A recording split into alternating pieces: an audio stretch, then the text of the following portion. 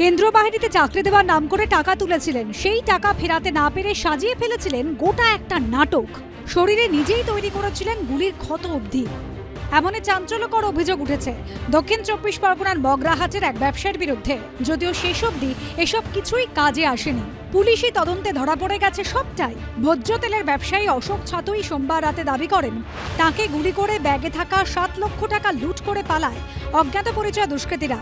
কিন্তু পুলিশের দাবি তদন্তে নামার পরেই তাদের সামনে উঠে আসতে শুরু করে একের পর এক অসঙ্গতি। তার কথায় বিস্তর অসঙ্গতি আমাদের প্রথম থেকে আমরা লক্ষ্য করেছিলাম।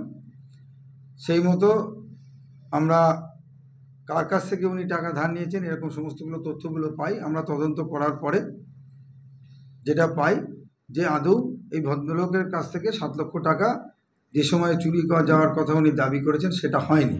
ডায়মন্ড হারবার পুলিশ জেলার অতিরিক্ত পুলিশ সুপার মিথুন কুমার দে জানিয়েছেন, ব্যবসায়ী এই গোটাটা সাজিয়েছিলেন পাওনাদারদের বোকা বানাতে।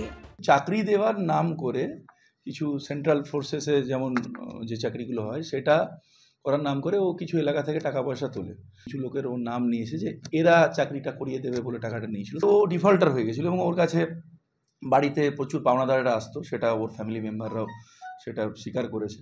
তো সেই প্রেশারটাকে কাটিয়ে ওঠার জন্য এরকম একটা kind of tried to stage a story.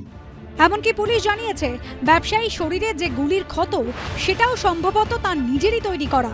ইঞ্জুরিটা দেখে মনে হয়েছিল যে একটু যেন অন্যরকম লাগছিল, আমাদের অভিজ্ঞতা থেকে লাগছিল। মিঠুন কুমার দে নিজেই এই বিষয়টা নিয়ে ওখানকার যিনি ডাক্তার, অ্যাটেন্ডিং ডক্টর এবং অন্যান্য ডাক্তারদের সঙ্গে কথা বলেন। ডাক্তাররা ওটা খতিয়ে দেখার পর বলেন যে ইঞ্জুরিটা হয়েছে সেটা যেন কেউ সাজিয়ে গুছিয়ে করলে, অনেকক্ষণ ধরে চিন্তাভাবনা করে কোথায় লাগিয়ে একটা ফায়ার করলে যে ধরনের ইঞ্জুরি হয়, এই ইঞ্জুরিটা তার সঙ্গে অনেকটাই মিল আছে। এটা সেলফ ইনফ্লিক্টিং হওয়ার সম্ভাবনা যথেষ্ট পরিমাণে আছে। প্রয়োজনে ব্যবসায়ীকে গ্রেফতার করা হতে পারে বলে জানিয়েছে পুলিশ। এবিপি আনন্দ।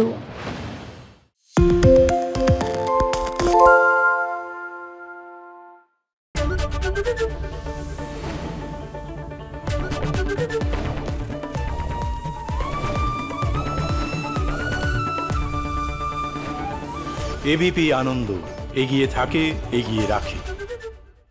সত্য অন্তহীন, সত্যের খোঁজও তাই, সত্য সন্ধানে তাই আমরা অক্লান্ত, অকুতভয়। এবিপি আনন্দ নতুন ভাবনার প্রতীক, যা মনে মুক্ত, তথ্যে যুক্ত এবং যাবতীয় সীমানার বাঁধন থেকে মুক্ত। সীমা না শব্দটির মধ্যে লুকিয়ে আছে মানা শব্দটি, যেন চোখ রাঙানি এক অদৃশ্য বেড়াজাল, যা আটকে রাখে আমাদের এক ছোট্ট গণ্ডির মধ্যে। একমাত্র সঠিক খবরই গড়ে তুলবে এক মুক্ত সমাজ। সেই জগৎ গড়ার লক্ষ্যে কোনো সীমানার ঠুকুটি আমরা মানব না। এবিপি আনন্দ, এগিয়ে থাকে, এগিয়ে রাখে।